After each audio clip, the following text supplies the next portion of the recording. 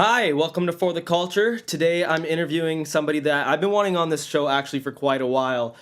He's shot lots of different things such as landscapes, portraits, weddings, events. He's shot in Castle Mountain. He's shot in Iceland, Hawaii. He's also shot people like Designer, Postmodern Connection, 88 Glam, and Amine. And his work is described as often magical, inspiring, stunning, and gorgeous. Today I have David Vassiliev on my show, and I'm very, very happy to have you here, man. Thank you for coming. Man, I don't think I can get a better intro than that. Jeez, I'm blushing over here. Thanks for having me, man. Yeah, no problem, no problem. Thanks for coming on. I really do appreciate it a lot.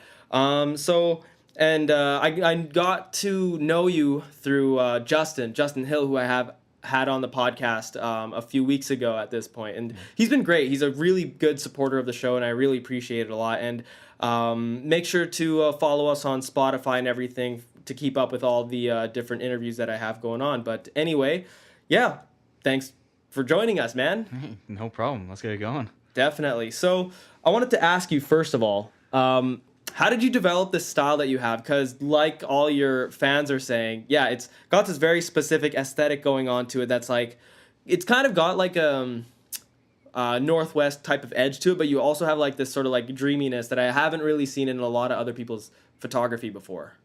Word. The dreaminess, I think I'd have to credit Emmett Sparling for.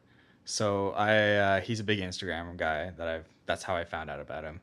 And I actually ended up meeting him last summer through a friend, and we actually did a Panorama Ridge hike together. His photography is probably one of my most inspires me quite a bit, which is cool because it's somebody I know too. All his work is like very dreamy and is like something I've really kind of tried to take into my photography as well. Yeah. Same with Jamie Out on Instagram. Both those guys, they kind of just inspire me because every time I see their work, I'm like, damn, I really like that. And I really want to shoot that kind of stuff. Right. See, I find that way as well. Like a lot of photography, like even yours, for example, I think to myself, like, how did you do that? Like, how do you get those tones out of the landscapes that you shoot? And sometimes the people that you follow don't post tutorial videos and things like that. So how did you develop it through those people that you look up to? Oh man, so much trial and error. So much. Yeah, I don't even know where to begin with that one. But it's like looking at their photography and trying to evaluate what the difference is between theirs and mine. How come they're being able to do that? I'm not able to do that. Right. And literally just trying, like, I don't use presets. I don't use anything like that because I'm trying to figure it out. Yeah. Awesome. That's really, really cool to hear. I like that you don't use presets or anything like that. Yeah. It's very cool. And let's draw back a little bit to your past. I want to ask you, how did you get into photography, and what was the process like in learning to get to where you are now? Well, you could go way back. It really depends on how far you want to go back. As far back as possible. As far back as possible. Okay. So back, I don't know. I've always wanted to be an actor as a kid. Like, wow. Okay. Hollywood was something I like to do, or Hollywood is something I would like to do when I was a kid. So I always imagined being an actor or like being involved in Hollywood in some way. Fast forward through, it was like I never went to any auditions. Like parents never really got me into that. Right. But say in high school, I think it was grade 9, maybe grade 10, is when I first joined the media class. Okay. Yeah, probably grade 10, I think it was. It was film class. So we watched films, we made our own films, we learned about how to use Premiere Pro, learned about like rule of thirds, all the basic film knowledge, and kind of evaluated storytelling, all these different things. Right. And that really touched a chord to me. I was like, I really love that. Wow. Yeah, so took that away, and it was like I loved the idea of telling a story. Right. And provoking emotion. Yeah. So me being myself, I'm a very nostalgic person. I feel a lot towards different things. So when I see something, I really instantly can like feel a certain way towards that, and I really like the idea of provoking that kind of emotion from people. Right. So bringing that kind of emotion through my work. What I like to say is I like to get everyone's 5 senses involved in my work. Is my main aim with all my work. Damn. Yeah. Okay. So through high school, that's where I learned the film. And then I went to university. I'm taking electrical engineering. I'm still in university. And so the first 2 years, I kind of dropped it. I moved to different cities. So I was kind of taking my time, getting to know each other, or getting to know other people, getting to know myself. And after, I think it was first year, maybe after second year, it was after first year, I bought a GoPro, Mm-hmm. and then did those GoPro edits, did those little, the YouTube videos, Yeah, yeah. um, and kind of did that for fun because I thought it was so sick, just like going adventuring and like taking these sweet little videos to share and like keep for later.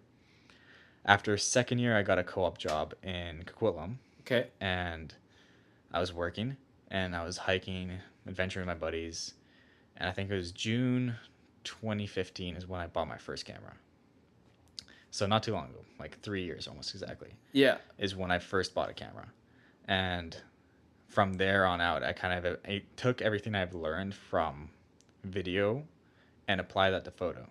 I didn't even think of taking videos of adventuring or anything like that. It was mostly like, yo, this is sweet. Let's capture this on a better camera. And then one day, maybe halfway through summer, one of my photos randomly, I used like one random hashtag, and I just, for some reason, blew up more. Like, I get like 30 likes, 40 likes, something like that. And then Really? this one photo gets 200. I'm like, what? Why did this one photo get 200 likes? And I Wow. researched the hashtags, and I found all these other Instagrammers. I'm like, oh, shit, there's actually like people do really cool stuff with photography. Yeah. So that's kind of what started inspiring me. I'm like, okay, wow, let's do that. Let's go on this hike. Let's try to recreate that. So that's kind of what started the photography, and ever since then, it's just been like a small, step-by-step growth. Oh, I see. What camera was it that you first bought? The one that I just broke, Oh, the 63, or I had the 6000, but I broke the 6000 into Fino, right. and I got warranty on it, so it got replaced to the 6300. So Oh. technically, I'm still kind of using my first camera. Wow. Yeah, Yeah, that's true. That's true. Okay. Cool. Very cool. As a gearhead, by the way, yeah. also as somebody that used to sell cameras all the time, the 6000 series at Sony's are magic for Hmm. so many people. Yeah, Yeah, yeah. I did a lot of research before buying them. Yeah. Very Mm. smart. Very Yeah. smart. And when it came to what was the picture that got you that blew up? Like, what did it look like? Do you still have it up at all? I don't think I have it up. It was actually I got, if anyone's ever been to Lynn Valley out in North Vancouver, Okay. I got my buddy to set up. I'm like, hey, I got this cool idea. What if I sit down? It's a suspension bridge with a chain link fence. Right. So I'm like, hey, the bridge was empty, so and it has this beautiful forest in the background. I'm like, hey, dude, I think this would be a cool shot. Yeah. I'm gonna sit down in the middle. You got to get on the ground and take a picture of this vision. And I was like, I need a new profile picture, so I want my buddy to take this photo that I had envisioned. And then literally sat cross-legged on a bridge, and with the forest in the background. And I don't know why it blew up. Like Wow, what was the hashtag that you used? I don't know. It was like 4 or 5 of them, so I don't actually know which one it was. Oh, But it okay. like blew up isn't like I got 200 likes. It wasn't like a blow up. It was like Right. pretty Yo, casual. if I just had 200 all of a sudden out of nowhere, though, I'd be psyched. Yeah. Like, damn. So after that, I started using hashtags all the time. I started trying to grow my photography. I'm like, yo, this is sick. I'm like, you can actually do really rad stuff with this. And it was probably like 2 months after I bought my camera. Right. And So it did was you just probably like August. shoot in manual modes, or were you starting off with automatic at first? When I first bought my camera, I sat down with YouTube and like learned basically the ins and the outs of Right. what this does. Right. So it's probably like within the first week of having it, probably spent maybe it wasn't that probably like 20 hours on YouTube figuring it out. Damn. Or like Okay. like YouTube and playing around in my room, like, hey, what is this app? What is the aperture? What does this do? Shutter What is speed. yeah, all that different stuff. Yeah. Like I knew the somewhat basics from high school, but Right. it wasn't like anything in depth where I could like fully comprehend what it does. Right. Was your style of photography back then similar to what it's like now? No, I didn't really have a style. I was learning. Yeah, I still okay. don't really know if I have a style. I'm still figuring it all out, man. I mean, You- as the end of a consumer, I would say I could definitely see like an aesthetic, a style. I Like, see aesthetic. yeah. I mean, if you're not really sure what that style is, just listen to the beginning of the podcast. Yeah, fair enough. Yeah, true enough. But yeah, that's so sick, man. Okay, cool. Yeah, that's kind of how I got started with photography. And now, to be honest, it's slowly trying to get back into video. 'Cause Okay. video is, I think, still the main goal for me. Right. Where I just love the idea and the provoking of the emotion. And something photography hasn't satisfied for me. Right. Is Okay. creating that story, like I like creating stories with photography, Yeah, yeah. but hitting that emotional target, which I am seeking to aim Right. or seeking to hit, is just not happening. Well, you said you're trying to provoke all five senses Yeah. to capture that emotion. So Yeah. in what way do you think that video be able to capture that photography wouldn't? I just think my brain's wired more towards something I can visually represent in emotion Right. Okay. versus like I guess maybe as a consumer, always been moved by video more. Right. There's very minimal things I can recall that has moved me from a static photo has moved me in a neurological way. So Right. one thing I can recall is like came across this random photographer's website and she had done a live birth photo shoot at home. So it was like a water birth or whatever it was. Yeah. And I looked at her series of photos. It was like maybe 50 photos. I looked at it for an hour and like cried. And I was like, I've never felt such emotion come from photography before. Wow. It was honestly the most beautiful work I've seen. She's based in Kelowna right now too. I forget her name. Really? Yeah, I gotta figure her name out. But it was beautiful. Wow. Yeah. That's wild. I'd love to see what that was. Mhm. I'd love to look at that Yeah, myself. if I find it, I'll link it to you. Yeah, yeah, yeah. So, getting back into the video part of it, then. So, it's a really good thing then that IGTV came out because that would be a really, really big facet for you, I think, for your style of work that you do with all of the portraits of people that you do and also all the landscapes that you do with people. I think it'd be great. And so, is that an avenue that you're wanting to explore, or was it YouTube or Vimeo, or what were you thinking? We'll see, man. It's Yeah. still right in the works. Like, I don't Yeah. know where I want to pursue with it. Right now, I'm kind of just like in the transition stage of fully relearning video and getting to that point where I can compete with people in my league or can be part of a league. Yeah, yeah, yeah, Because totally. like the video part is from high school. It's like, hey, I'm 6 years out of high school. I gotta step in my game, figure out where everybody's at, and kind Yeah. of learn how to basically kind of relearn video. Yeah. So very true. I'm in that process right now. Right. Where I shoot a lot of video, I don't release a lot of stuff because it's all for personal growth. Right. Smart. Smart. And when do you think that started? Like, when did that start for you to start to relearn the whole video process? Oh man, it's been months in the making for sure.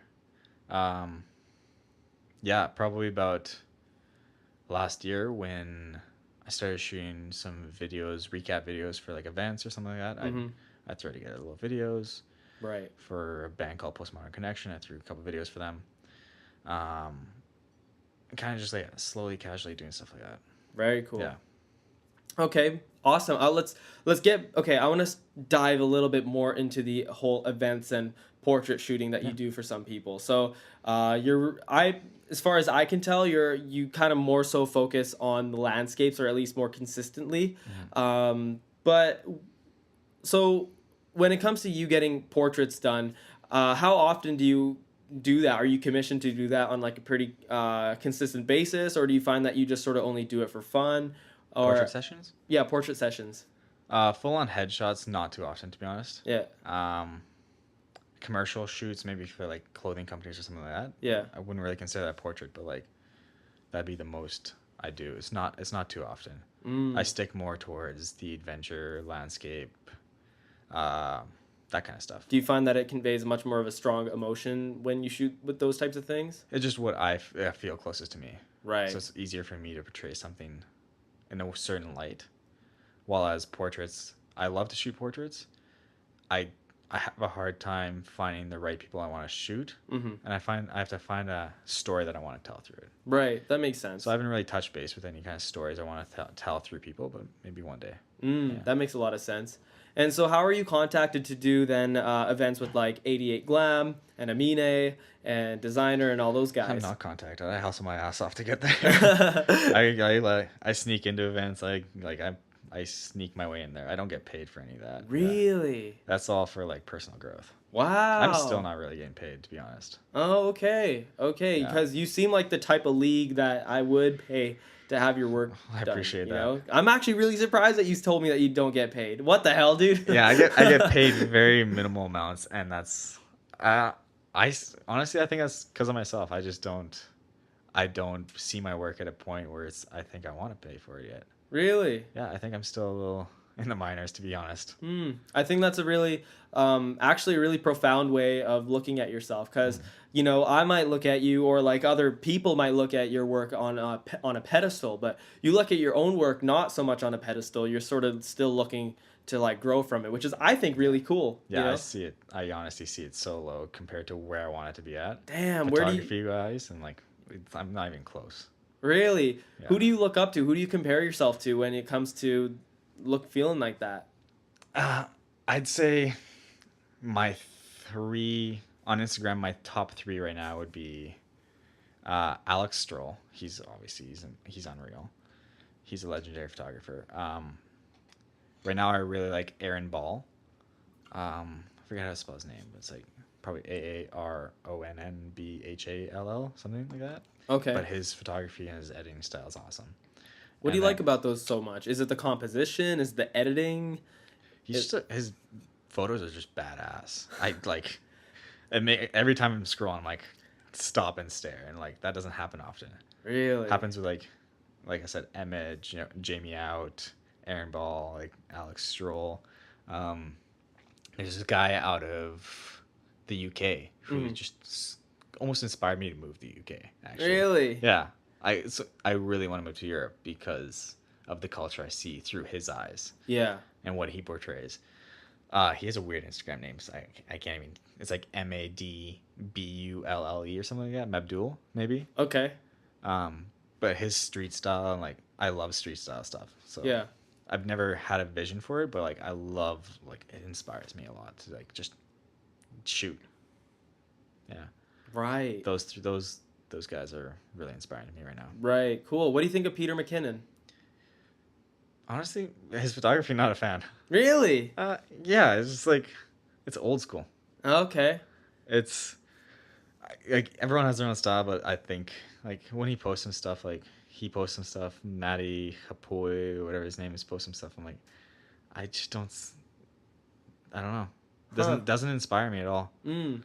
Peter McKinnon, but Peter McKinnon, I'd say he's more of a video guy than anything else, right? Yeah. His videos are actually really crazy. Yeah. Yeah. Peter McKinnon does great videos, and he's done a great job for himself on YouTube, and he like hustles his ass off. But like, he did start in photo.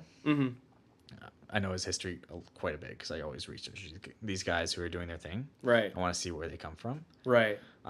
Seeing his photos kind of, I think, is stuck in an era. Yeah. What era is that? Because I was, in my impression, I don't think I've done as much research into this photography stuff as you have. But what era do you think that would be? HDR.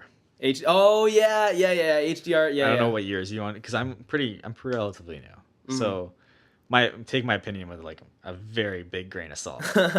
But I think he's stuck in kind of the HDR era. Yeah. Some of his stuff is like great, but like, and he's not really posting much of his photography either, so it's kind of hard to judge what he does. Right. I find his work though like translates really well on a video. Like the whole HDR thing really makes it look like cinematic, like really really cinematic, like versus all the other YouTubers that I tend to watch. No, yeah, his videos like inspire me for sure. Yeah. His photos, on the other hand, not so much. Yeah. Yeah. It's not like he doesn't do great work. Yeah. It's just not something I look for inspiration at from. Right. Okay. It's probably just a conflicting style. That's probably why. There you go. Yeah, that makes sense. Not to say his work's bad, because some people probably love it. Yeah. Like, I don't think it's necessarily bad. No, I wouldn't say bad. That was a bad way to put it. Yeah. Sorry, yeah. Yeah, it's all good. Who inspires you for video? Tarantino for sure. Yeah. Oh yeah, of course.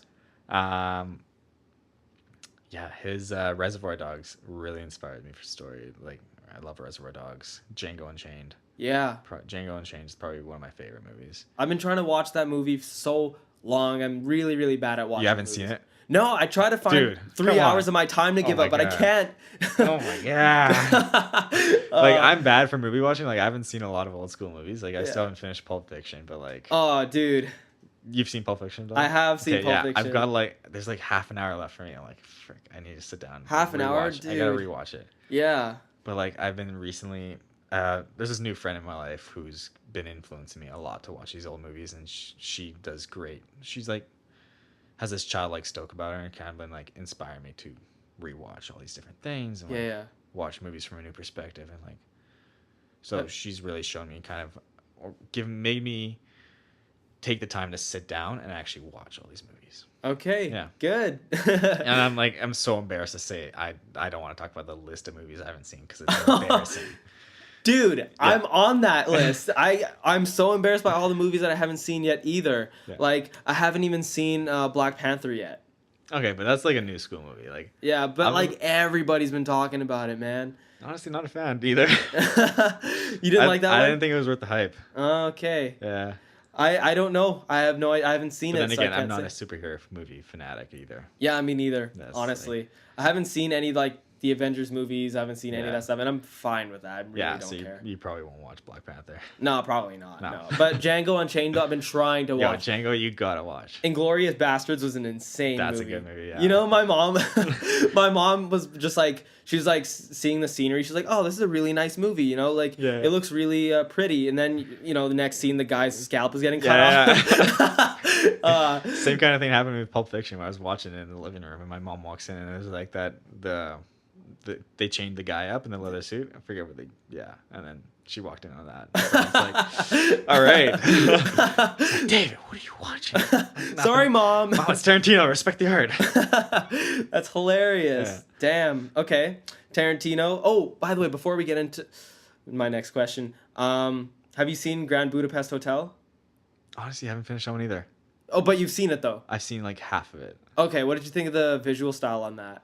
It's been a while too. I Oh, watched it when okay. it first came out on Netflix, so it's been a while. Yeah, dude, I remember being blown away from watching that movie though. Okay, Like it's that. it's still on Netflix. I'll put it back on my list then. Yeah, dude, it's I don't think I've ever seen such a visually beautiful film before. Really? For real. Like, I mean, that one movie that Interstellar though had like an insane visual Haven't style. seen that one either. What? I know, right? Yo, I'm telling you, my movie list is embarrassing.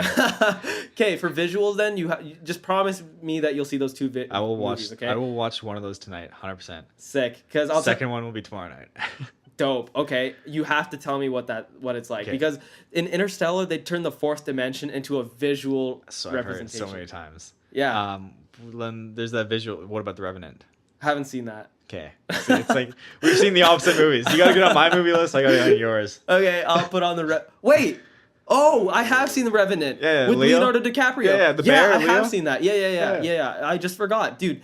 That's an amazing movie. Yeah. Like how immersive like the atmosphere is when you see like Leonardo just like walking through like the snow and the mountains and everything. I'm just like, I feel that. Yeah, I thought the details are amazing. People were like, "It's boring." I'm like, I know it's beautiful.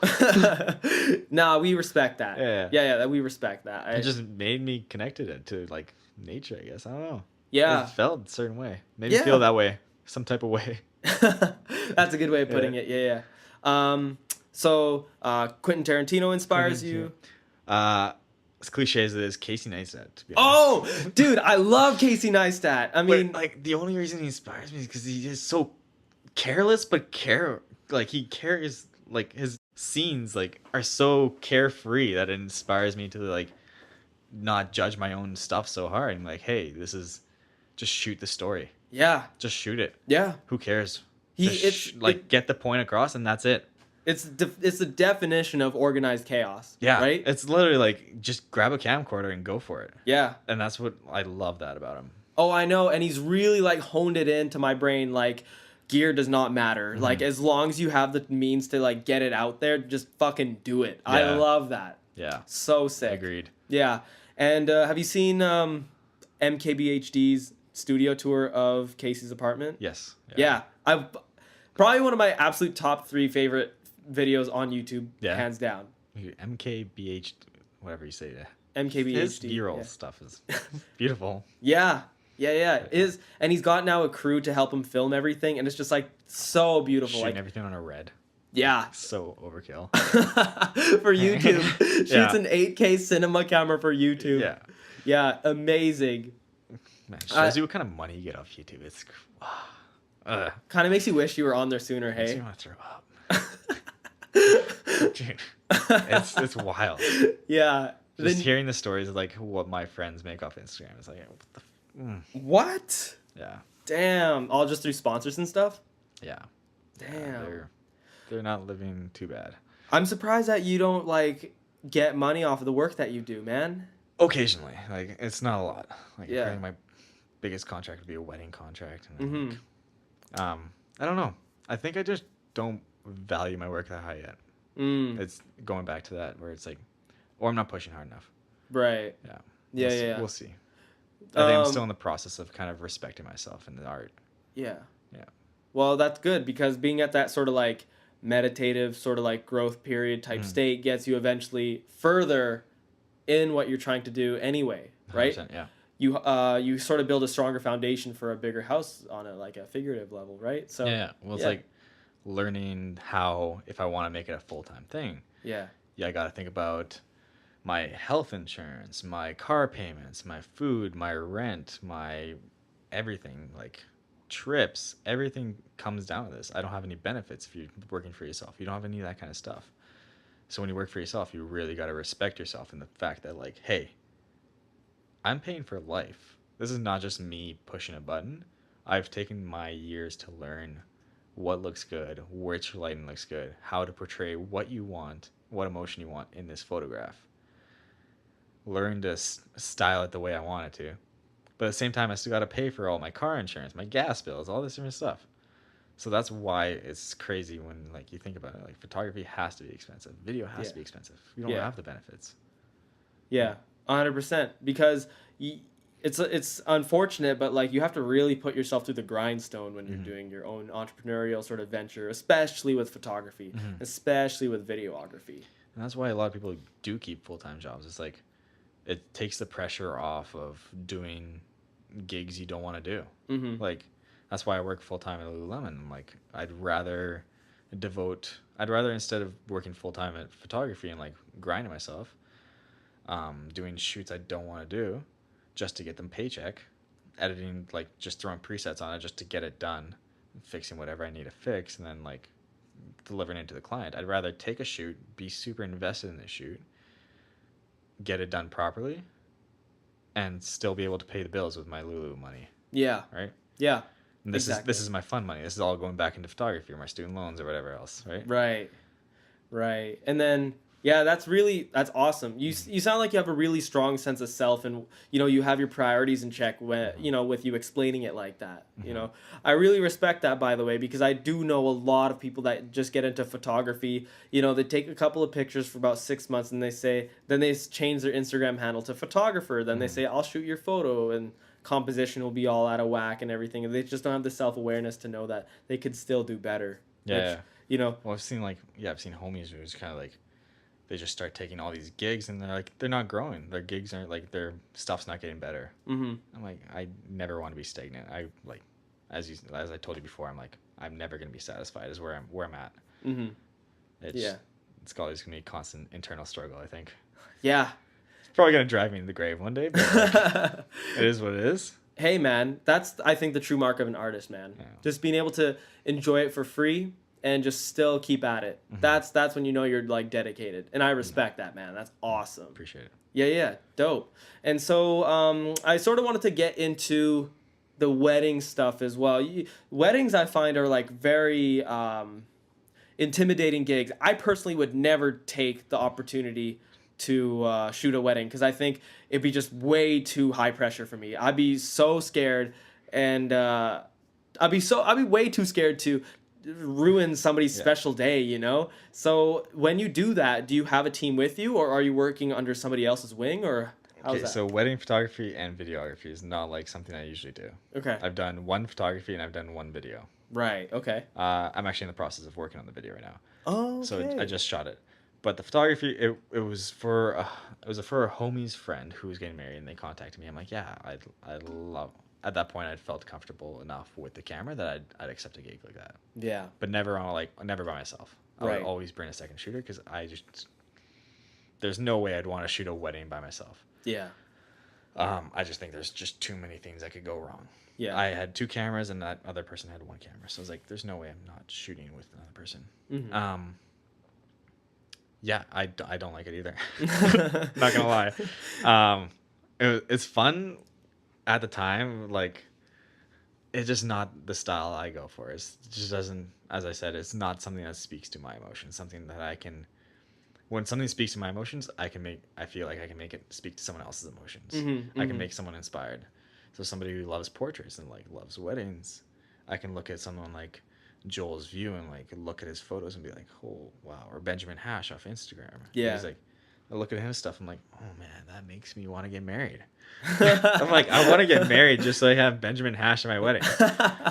Oh, that's hilarious. But then like, okay, this is gonna be a very embarrassing story, but like I dropped not a lens, but like the okay, what was it? It fell a little ways down, and the camera had kind of stopped working for a second at the wedding, and I blacked out completely. I was like, oh no. Oh. Right as the ceremony was about to go on, like they were about to walk on it, I'm like, oh no, this is not good. Like in the midst of changing a lens, so I was like, just the body, boom. I'm like, oh no. I'm like, this is not like I don't remember anything between it falling down and me picking it up, because like I had like this not my I don't care about the camera. It was more about like, this is there's no time to get a new camera. I'll go to Best Buy. I'll spend whatever money I need to get a camera.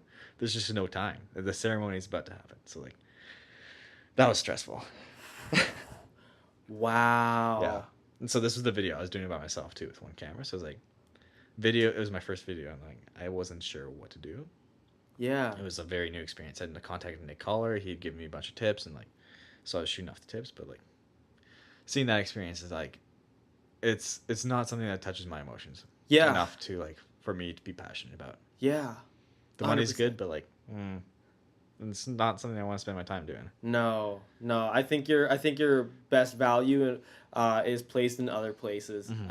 I think you're worth a lot more than just a wedding photographer. Not saying that wedding photographers aren't good. Yeah. You guys do amazing high pressure work that I could never do. No, yeah, But me too.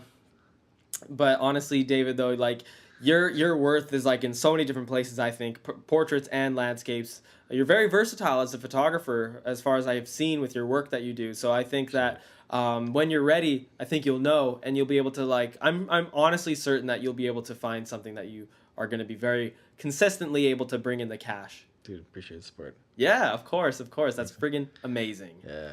Yeah. So weddings are not really like a constant thing that No. you do. Okay. I don't know if I'll do another wedding video. Wedding photos are a little more casual after that video experience. I'm like, oh, photos I'll be able to do. Yeah. I think photos are a little more fun, Right. than video for wedding in terms of wedding. Sorry. Mm-hmm. But yeah, weddings Right. are not my thing. That's fair. That's totally fair.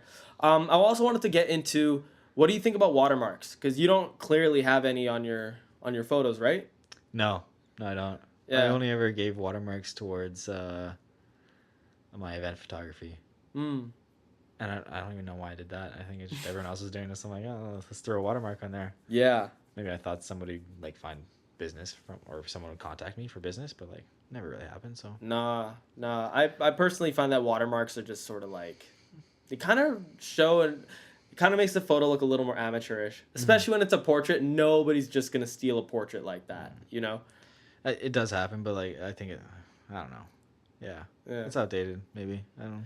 I've never really thought about watermarks, to be honest. Yeah, I like that. I think to me it doesn't shows a level of sort of security that you have with your photos. Mm-hmm. You know, it's like, here it is. There you go. This is mine. Yeah. I know what's mine. Yeah. Yeah. It's dope. And also, do you collaborate with Justin very often? Do you guys like share tips? Justin Hill, by the way, if in case anybody's wondering. Yeah. Do I collaborate with him. Tips and tricks? No, I don't think we've really. I remember when I started first shooting events. Yeah. I asked him like, "Oh, what settings are you shooting?" He's like, "Oh, wouldn't you like to know?" I'm like, "Okay, cold photographer." Wow. Yeah, so it was kind of like learning on my own, to be honest. Huh. How'd you guys meet? Shout out to Justin for being a scumbag. Okay, love you, brother. That's hilarious. No, me and him have gone a couple of ventures together. We do some things. Right. I don't know if we really collaborate or anything. Like, yeah, we kind of just every once in a while, I guess. Maybe we shoot events together every once in a while. I see. But it's like not. I've never really asked him for anything. He's never really asked me, and he's never really asked me for anything either. We kind of just shoot and vibe out together. Yeah, cool. How'd you guys meet? Probably the Frosh concert at UBCL. Oh, I okay, think that like I the think that was it. most recent one, or No, this was like 2 or 3 years ago. oh, I see. Okay. Back in 2016. Yeah, 2016 Frosh. I see. I see. And were you shooting photos there, or were you just attending? Shooting photos. Oh, cool. Yeah. Very cool. I got a job at the school newspaper. Ah, cool. So they're paying me like $50 a week or something, like $50 every 2 weeks Oh, I to take see. photos. Big money. Oh, big money. That's crazy. Totally worth it. Cool. That's awesome. Do you think you could ever do you think you'd ever want to start like any sort of like duo photography sort of ventures with anybody, or just like single? Business wise, Yeah, business wise. I don't even know what that would look like. I don't know. I'm pretty independent. I'm pretty like to the books too. I'm pretty loyal to my own ideas. Yeah, yeah. Video wise, I'd definitely be into collaborating just because I'd love to focus on the directing aspect of it more, just because I don't have the skill for video Yeah. yet. Yeah, yeah. But I do think I have the director vision for it. Yeah, yeah. But photo wise, I think I don't know. Like obviously, I travel with a lot of Instagrammers every once in a while, Yeah.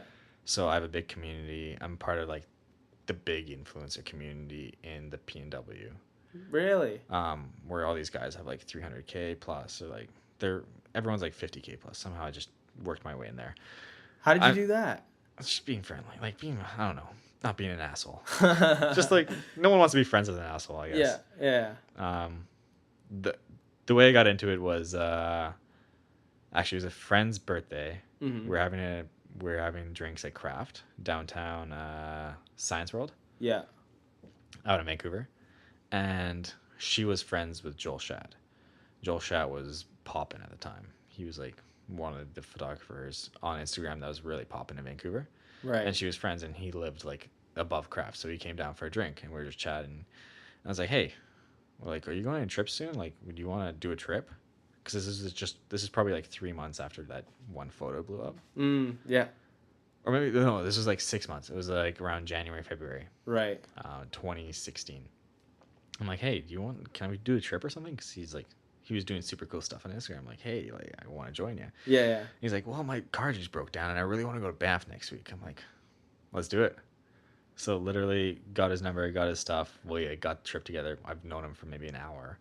Wow. He got his friend Braden Toth, who I'm still in contact with today, and he got his other friend Hannah Kavir to come as well. So I think Joel was probably like, I'd say 50, 40K at that time. Braden was like 20, and Hannah was at like 12. This was back in 2016, before like influencers were a big thing. Right. So they took me on that trip, kind of showed me the ropes.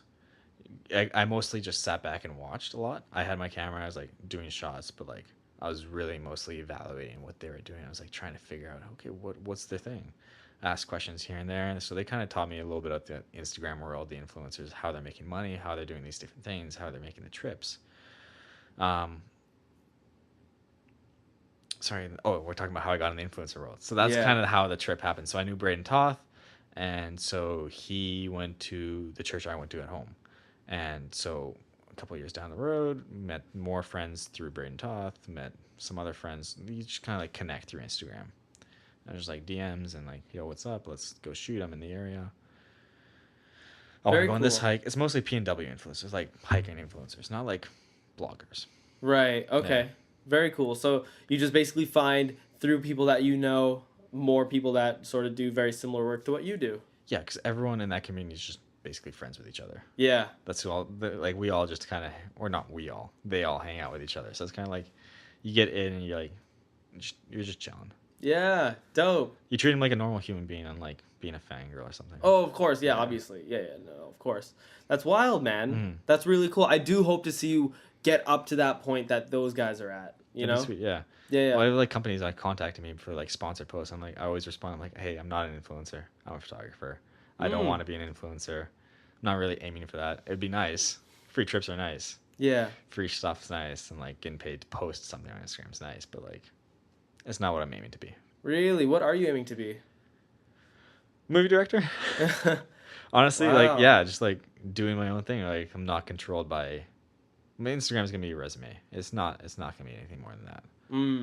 I might use it for like if I eventually get down the road to like 50K or something like that. I'll use it for like traveling. So like when I was in Iceland, I was able to use it for free car rental for the whole week. I was able to get food out of the whole system. I was able to leverage it. So I was able to make $500 via, oh, sorry if there's an NDA. I don't know if there's an NDA on that. $500 off of them to like pay for some of the trip. And, like, Really? so the trip didn't end up costing that much. Oh, I see. I Yeah. see. That's wild. Don't you think though that like when people send you messages to sponsor something, that moving you more into like that influencer role will sort of give you a little bit more leverage in the future for you to then become a director, or later later then give you more roles? And Yeah, but the crazy thing is, I'm not an influencer yet. I'm at just under 7,000 followers. Like, that's not an influencer. but David, you got to realize the perception. The perception is there, which is of an influencer, which is why people hit you up. It is, but like, they're not paying for any influencer. They're just like, hey, I'm gonna give you a product, post for us. Oh, Like, so yeah. it's like for free. Yeah. Oh, I see. Okay. No, like, because like one of the only companies who's ever paid me to post for something. Mm. And I I only see. did that because of Iceland trip, and I was like, oh crap, I need money. Yeah. Very cool. Okay, that's awesome. That's awesome. So, what do you think you're gonna do to get yourself up into that film director role then on your Instagram? Are we gonna start seeing then David Vassiliev, film director? Vassiliev.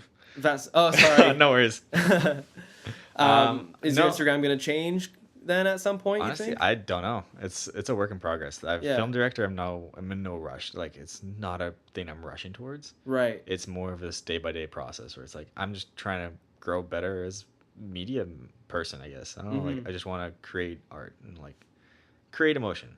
Right. Yeah. Yeah. Do you eventually want to be like front and center influencer that you'd see like a Peter McKinnon, like a Casey Neistat, or do you see yourself more so in the background working for other people, being the director? I wouldn't be opposed to being the front and center. Mm-hmm. Not sure if I have the personality for it, to be honest. I'm pretty introverted at times, where it's like I need my time to recover. I need to be alone. I need like my time to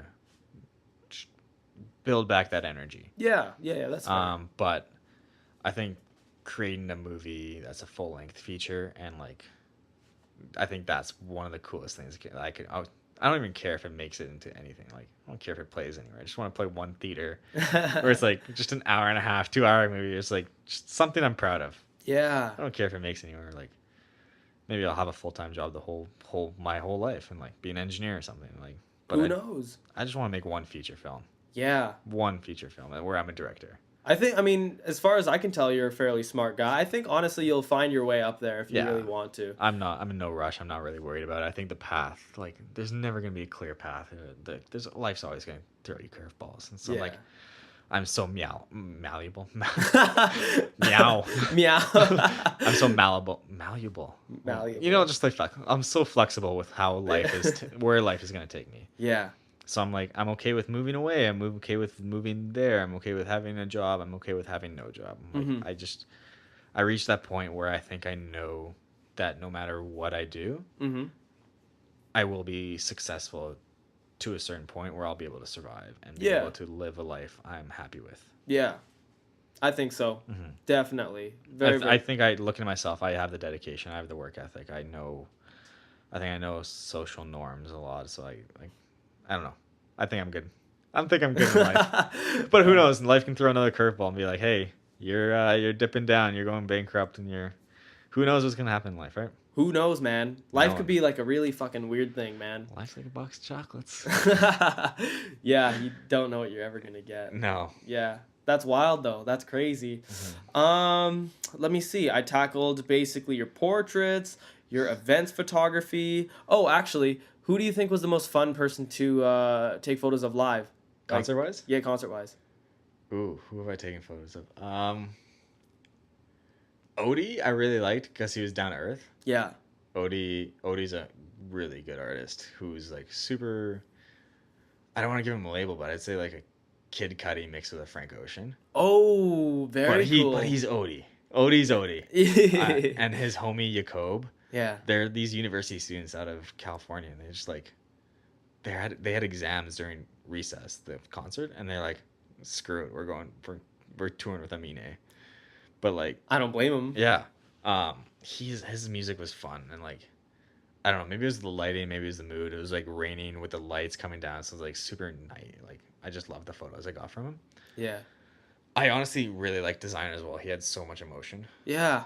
A lot of people didn't like I was talking to Justin and whoever else was there. They didn't really like designer. I don't know. I heard that. Yeah, I heard that he halfway through the set got pissed off. Oh yeah, it was funny. Oh man, like the music or the mic kept cutting out, and he just got pissed because it happened like 7 times. So rightfully so, he got pissed.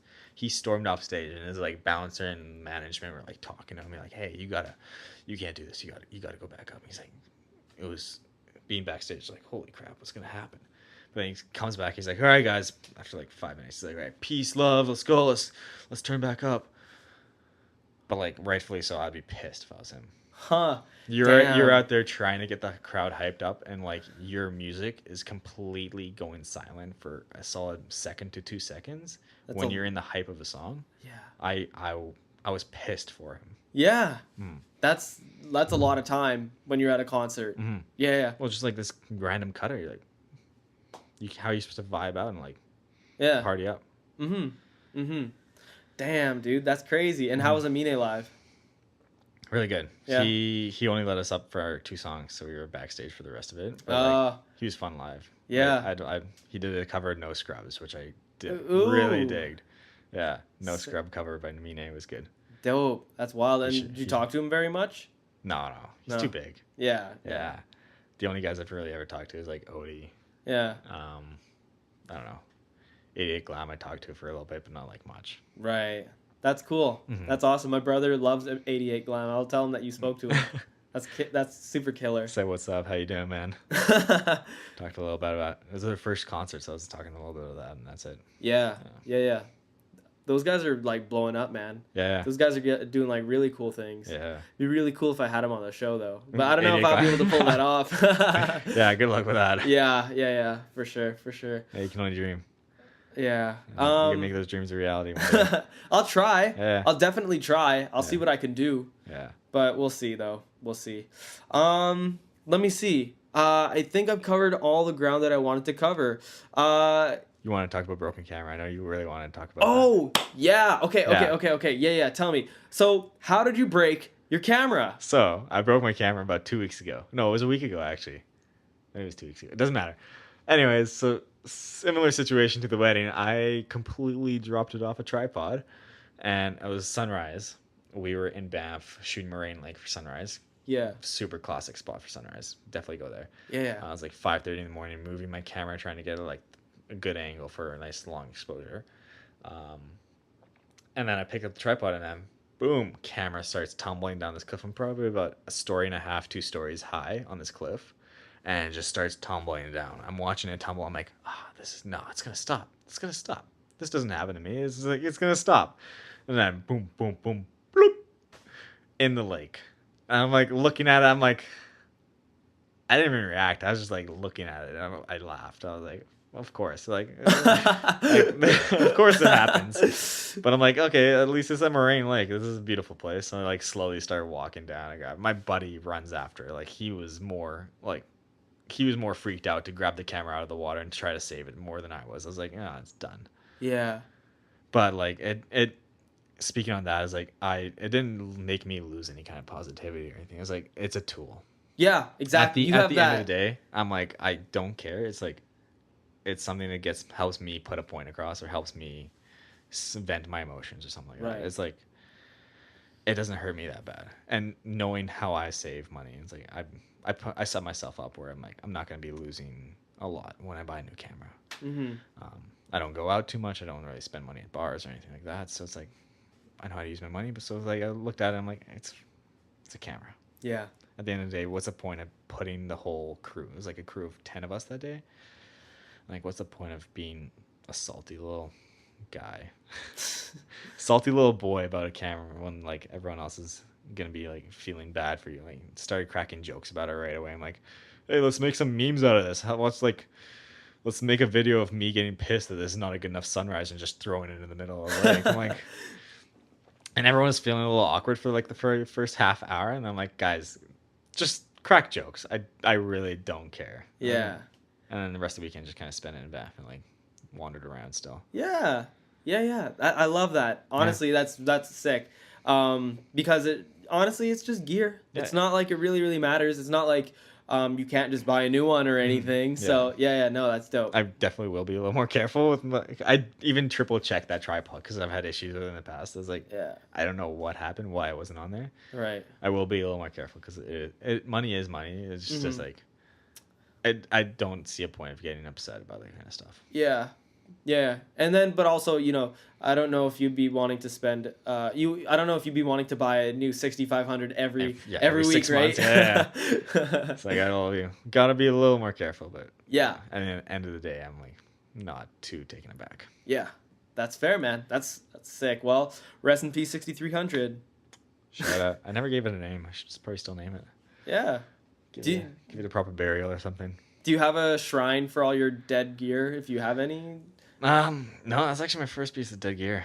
Damn, are you gonna Casey Neistat it and give it a like a? Yeah, I'm definitely keeping it. There's no way I'm getting rid of that thing. Hell yeah. First camera. Hell There's yeah. no way I'm getting rid of that guy. Hell yeah. Yeah. That's awesome. Like people are like sending off for repair. I'm like, nah. Mm-mm. I'll keep it. Nah, yeah. Yeah. That's crazy. I was just in Nelson, right? Yeah. And I was just sort of hanging out with the girlfriend by the shore, like this rocky shore, and I was just holding on to my camera as I was like talking to her or whatever, and it just like slipped out of my hand and it fell in the water. I immediately Your camera? Yep. Oh shoot. My Fuji. It was a Fuji Instax camera, so like okay. fairly common. I even got it for free. So, but I just took out the batteries and I just let the batteries dry. I wiped off as much water as I could. Yeah. I made sure not to turn it on. And that was about 2 days ago. I turned it on today and it works perfectly fine. Sick. Nice. Yeah. See, the key is when you get your electronics wet, you want to obviously you want to make sure that if you can, make sure that they're off all the time if you're near water when you're not using it. Yeah. Because if it doesn't wreck it that it touches water, it wrecks it when water is like on the circuit board and then electricity short circuits it. So don't try to turn it on if it hits the water. Let it air dry for a few days. 100% put it in rice, something. Yeah. You don't even have to always put it in rice. Yeah. Especially don't do it to MacBooks. You'll actually do damage if you put it in Really? rice. Yeah, because on the on the hinge of the MacBook, there's these little holes where the vents would come out. If you got rice in there, you're actually damaging your MacBook because ventilation can happen. So Got it. just leave your electronics out. Let it sit there for like 3 days to a week or even longer if you need it. And then turn it on after you're certain that it's dry or as close as you can get to it. And then, you should be fine. That's at least in my experience. Quick drip, not like a 5-minute dip though. Yeah. It was literally my like camera like got knocked up on the fall. Like the LCD was cracked, like slightly cracked open, so there's water in the LCD. The battery was ripped off. Yeah, I don't have a solution for what happens if your camera falls down a cliff. Yeah. I don't have a magic solution, sorry. Oh man, dude, I'm gonna have to search somewhere else. Yeah. For the Culture eventually would turn into Cliff Repair Camera Sweet, Shop. Perfect. That's what I was aiming. I thought that's what it was. So I'm here. Yeah. Damn, I gotta leave now. That's hilarious. Awesome. Did you have any questions for me at all? I actually don't ever do this, but do you have any questions for me at all before we end this? Oh man, okay, putting me on the spot. Do you ever talk about For the Culture in the podcast? A little bit. Shane Massey, shouts out Shane, asked me why I wanted to do this, and I thought it was a fun thing to do to have my guests ask me questions. So do you have any questions for me? Yeah. Let's do what inspires you the most. Or what's your definition of success? Let's do that one, yeah. My definition of success, it's like a pretty cheesy, classic, cliche thing to say, but when you wake up in the morning, you get to do exactly what you want to do in between the time of waking up to falling asleep, and you're happy with that. That's success to me. So it doesn't matter if it's work or if you're pleasure or something like that. Mm-hmm. Yeah, as long as you're proud of what you do, and you get to, you're proud of what you do, and it like gives you what you need to sort of like look forward to the next day. That's what I like. You know, like I so look forward to meeting new people like you, or meeting other creative people, so I learn about them, or being a part of a scene that I've never ever dipped my head into before, like the house scene in Kelowna. I'm not a part of that, but I love learning about it though. You know, I totally look forward to it because it's fun and it's it helps me grow as an individual, and I love it, and I see it turning into something way greater than a podcast. Sweet. I've never publicly said this before, but if you look at For the Culture, like on its Instagram where you can't hear any of the audio, it's just For the Culture CA, right? But if you look at where it is actually a podcast where you can hear the interview clips, that's where it's actually as a podcast. So that's just some foreshadowing right there. Okay. So, okay. yeah. I see what you're saying. I see you. I see you. Yeah. Agency house, media house coming up. Okay. Okay. But I'm a hold it off on that, okay? Yeah. Yeah. Okay. Cool. Yeah, but I appreciate the question. That's actually dope. Yeah. I'm gonna see if I can turn that into a reoccurring thing here. Sweet. Yeah. Do it for sure. Yeah, dope. Cool. So, how do you pronounce your last name again? Oh man, I don't even know if I pronounce it correctly. What? Vassiliev. Vassiliev. Damn. Vassiliev. What nationality is that? Ukrainian. Ukrainian. Yeah. Damn, that's wild. Are your parents like full Ukrainian? Yeah. So both my parents, I believe, were born in Ukraine. Both my brothers, one brother was born in Siberia, the other one was in Ukraine. I was the first sibling to be born in Canada. Wild. In Kelowna? No, in Burnaby. Burnaby. Dope. Yeah. What made you want to come to Kelowna? School. School. Oh, Yeah, I okay. came out for electrical engineering. Oh, I see. At OC? UBCO. Oh, okay. Yeah. Dope, man. That's so sick. That's the story in a nutshell, I guess. Yeah, that's wild. Vassiliev. Okay. Vassiliev. Have you gone to the Ukraine? Are you planning on going to the Ukraine? I went there when I was 8 years old. What'd you think? Oh man, it was some crazy stuff. Like it was a culture shock for sure. Like the Oh. biggest story I remember, or like no one ever smiles in photos there. Yeah. And then the biggest story I remember is like these kids, the neighborhood kids, are all getting together, and they're like, there's this field of tall grass. They make like a little circle, and like they start fighting, like wrestling. One kid gets like a bloody eye or bloody nose or something, like goes home. He gets home. He's like, hey, or his parents ask him like, yo, what happened? Your face is bloody. He's like, oh, I fell off my bike, and his dad's like, bullshit. Comes out to the fighting arena. He's like, who did this to my son? Comes like I don't know. I don't remember if someone like snitched on somebody, but like he found who did it. Just took a big wind up and like just slapped him. The kid fell down crying, and that kid's dad was also watching. He's like, good. He deserves that. I'm like, Whoa. yeah. So I'm like, damn, this is like when I'm 8 years old. So I'm like, holy crap, these Russian mobster. Yeah. Oh, Damn, that's wild. I should make a short story out of that one day. Oh man. Yo, I can't wait for the day that you go to the Ukraine. Hey, if I'm not doing anything, let me know. I'd love to come. Yeah, you want to come to the Ukraine? Hell yeah. Oh man, I don't know if I want to go to the Ukraine. It's some pretty messed up stuff right there. I mean, yeah, but yo, dude, honestly, They're going through some turmoil right now. I guess so. I haven't really looked into the social, societal or political scene over there anytime recently, but yeah, is it really that wild right now? I don't look into it that much, but like Russia versus Ukraine used to be a pretty big thing, right? Yeah, Like right. a year ago, 2 years ago. Yeah. Like, I'd visit again. Yeah. At some point for sure. I think it'd be sick. I bet the photos you'd get from there would be crazy. Yeah. I'd love to see how you'd see it through your eyes. Yeah. Yeah. I want to see it at this age too. That'd be nice. Yeah. Definitely not my high on my hit list, but like down somewhere there. Yeah. Going back to your homeland when you're young is like the culture shock is real. I know it. I went to India when I was 12 years old for the first time. Blew my mind, man. I actually became a vegetarian like at 12 when I was there, and I actually stopped being a vegetarian last March. No way. Yeah. Why do you stop? Sorry, last February, but I stopped because I kept watching all these cooking shows and how much people were just like falling over themselves just about how like good like some aged steak is or whatever, or just like eating some like dish that looks so amazing that just like, oh my god, and I'm just like, I have to try it. Yeah, you miss it. You're like, oh man, it looks good. Yeah, so I started eating it again, and it was really, really weird at first, but I'm so psyched that I'm like back on it. Like, no offense to any vegans or vegetarians or anything. I just personally found that I had no good reason to be vegetarian anymore. Like, I did it because I thought that the meat over there was kind of gross looking. So I was just like, nah, I'm good. So, but I'm back on it, and welcome back. Thanks, man.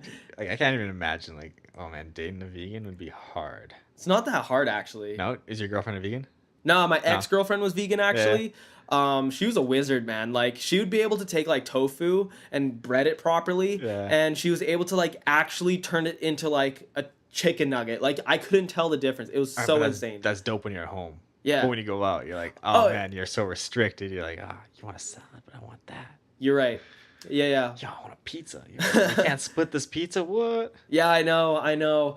But the thing though is that it makes it so easy to like make your decision when you're at a restaurant. You know, you're like, oh, this thing's vegetarian. I guess I'll go with that. You know? Yeah, you have no choice. Yeah, exactly. But now that I eat meat now, I'm just like, I don't know what to choose. Like the choice overload is just like real, man. It's real. Yeah. Food's good.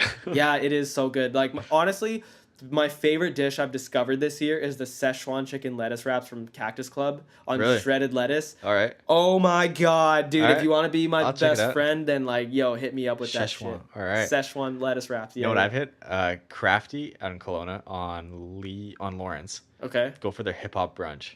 Oh. They play hip hop music on Saturday and Sundays. Uh-huh. And their hip hop menu or their menu is based off hip hop artists, so like Notorious P.I.G. Oh. And their eggs Benny is like, it's legendary. It's like so many different flavors, but it all works so well. It just like explodes in your mouth. Like, I don't think I've ever recommended a restaurant more than that one. Okay. Crafty with a K. Crafty with a K. I'm gonna keep my eyes on that, man. Do it. Yeah. Right across from Liquid Zoo. Oh, my favorite hangout spot. There you go. Yeah. Wait, leave Liquid Zoo in the morning, you go straight to Crafty. Yeah, just wake up, passed out on the front door. Yeah. Oh, yeah, let's go to Crafty, guys. Yeah, that's so sick. Right. Dope. Damn. Okay. All right. I think this is the longest podcast episode What are I've we ever at? done. We're at 1 hour. Let me see. What is that? 1 hour, 1 minute. Oh shoot, we cracked the hour. Hey! Congratulations. Dab on them. Hell yeah. Hit the folks. Hell yeah. Good job, dude. Hey, good job to you. Thank you. Thanks for putting it on. No worries. Thanks for being here, man. And when people want to find your work, how can they find you? Hit me on IG, toss that follow. At David Vassiliev, DAVID. V is in Victor, ASSILIE, V is in Victor again. Perfect. Or VassilievVisuals.com, or just hit me on Facebook, whatever. Dope. Hit me, chat. And make sure you follow everything that this man does. He's on to some really, really big shit.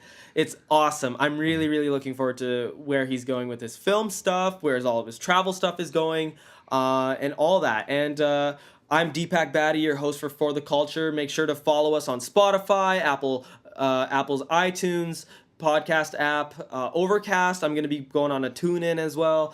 And SoundCloud as well. Make sure to give us all the support and give me some feedback. I honestly want way more community support with this whole For the Culture thing. I want you guys to tell me what you liked, what you didn't like, and, talk to me. I want to know what you guys think. So please let me know. DM me, write some comments. That would be great. Follow us on Facebook at For the Culture CA. Follow us on Instagram at For the Culture CA. And look for us on all the major streaming platforms at For the Culture CA podcast. I was your host, Deepak Batty, and we were with David Vassiliev today. Thank you so much for listening. Thank you so much for joining us. Have a great rest of your day.